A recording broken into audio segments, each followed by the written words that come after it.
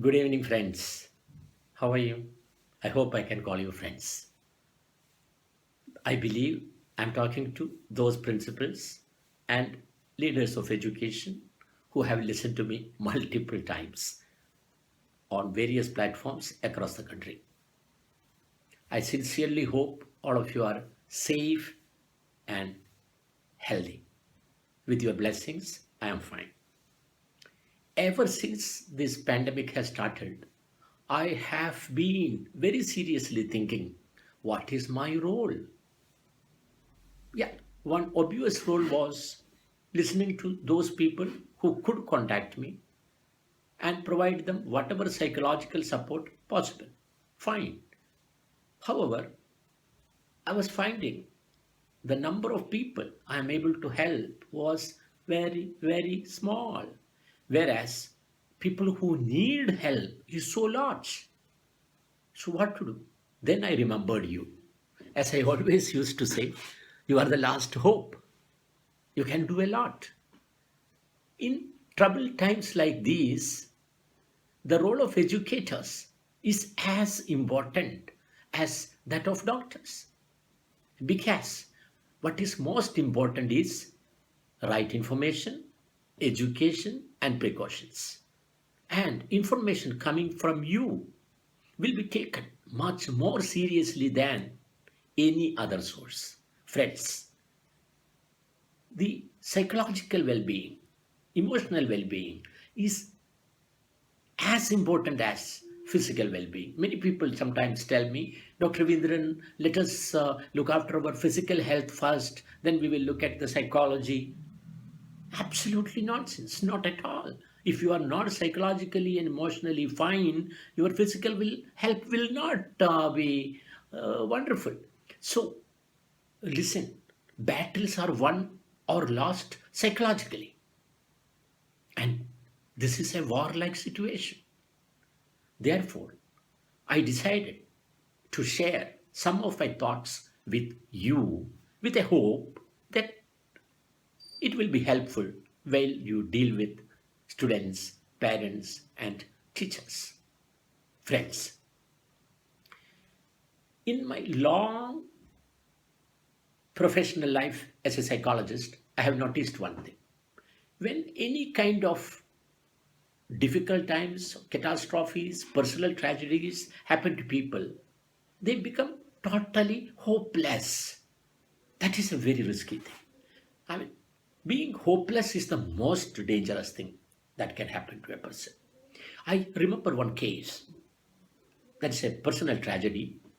You see, one day I received a telephone call from the wife of an acquaintance. She told me, Dr. Ravindran, however busy you are, I must meet you today. From her voice and the way she was telling, gave me an idea there is something seriously wrong. She came, she sat with me, and what she shared with me was very pathetic. Her husband, who was a very senior officer in some form, along with their only son, who was a student of class 11th, were going out of their house for office. They were about to reach the gate. Suddenly, for some reason, he looked up. What he saw was his own father, that is the child's grandfather, was jumping from the what you call terrace. You can imagine what will be the first impulse. Yes, he just ran to catch his father. He could, but you can imagine what would have happened. Both of them were almost pasted on the floor, and the son was a witness to the whole thing. After that, he didn't speak for the man.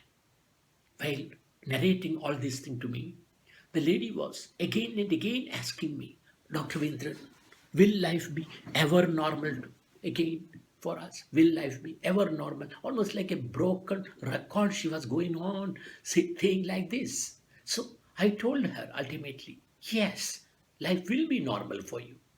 She got angry with me. What do you mean? Are you mad? How can life be normal? I told her.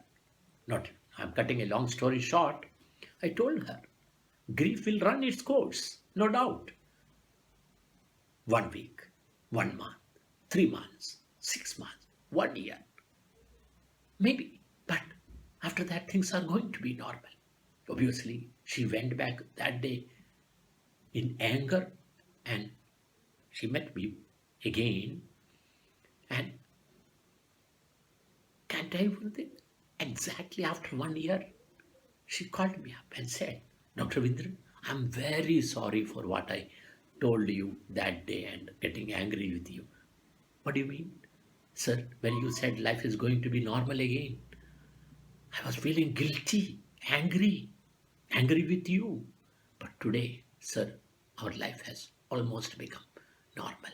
My child is doing well in his studies. I have got a job. Our financial position is also okay. Obviously, I feel I become sad when I think about him. But life is, as you said, normal today. Friends, you see, we will have to guard against 3 P's, what psychologists talk about. Number one, personalization. Many a time, we personalize things too much.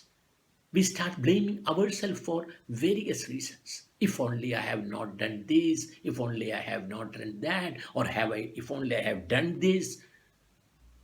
No if onlys. Whatever has happened, has happened. Whatever is happening, is happened. You are not always responsible for many things. Otherwise, you will feel unnecessarily guilty, and a guilty person is not well equipped to deal with, difficult situation. And the second thing is what we call pervasiveness. Pervasiveness means, oh my God, now every aspect of my life and my family will be finished. No, not every aspect. One aspect, two aspects, three aspects. Yes, but there will be many other aspects which is not devastated. So don't think in a pervasive manner. And also permanence. People think, no, nothing is going to be fine in life ever. No, for some time things may be difficult, but it's not forever. So guard against the 3 P's: personalization, pervasiveness, and what we call permanence. And another thing I have noticed is when such a difficult time comes, people are always scared of the unknown. What will happen? Uncertainties. What if this? What happens? So I'll tell you another, incident, though not a very big tragic story or anything, but still relevant. This class 10 child was once brought to me for consultation. Her right hand was almost paralyzed, and medical doctor said there is nothing wrong. There is nothing wrong, and it's fine medically. Maybe that's why probably they referred her to me. When she came, I talked to her for some time, not about her hand, but life in general. And I asked her about school, and suddenly the name of school, she became tense and worried. And then she said, "Sir, I cannot think about school now. Why? I'm scared. Why? Sir, I'm class topper, no? Class topper? So, what if I don't become the topper? In the board exams. So, what will happen? I don't want to think about it, sir. I said, think. Let us think together, one by one. Let's take your family. What about your mother? Oh, she will be very sad. And what she will do?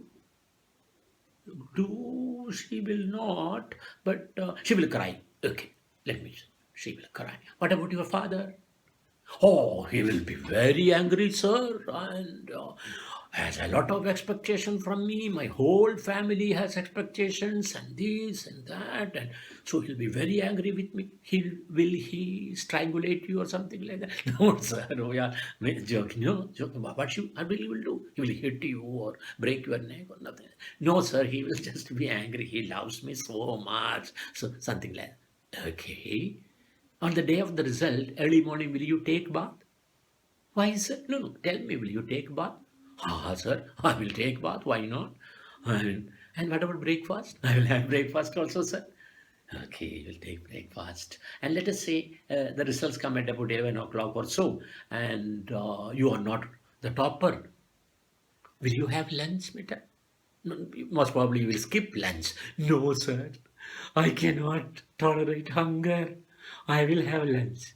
Okay, you'll have lunch also. Then what about school? Will you go to school? No, sir. No, I cannot face people. So we can put a parda or something like that. No, sir. What are you talking about? You are joking. When no, sir. It's only for 1 or 2 days. Okay, only for 1 or 2 days. Then you will be going to school also. Oh, sir, I will go to school also. Okay. Then what will happen? Your mother will cry a little bit. Your father will be a little angry. You will have, you will take bath, have breakfast and lunch. You will go to school. Then what will happen? Sir, you spoiled my problem. What do you mean by spoiled my problem? Now I feel nothing will happen. Hey. Okay, then let us go ahead. Would you believe it? Her sort of damaged hands started functioning. Friends, fear of the unknown. So I tell people, think about the worst. Don't think about good things only. Think about what worst can happen to you. Then take a decision what I will do to face that situation. Be prepared. And you will see the fear vanishing slowly. And most of the time, friends, I know you are not worried about yourself, but you are worried for the people who you love and thinking, if something happens to me, what will happen to them? That is the most severe worry. Can I tell you one thing, sir?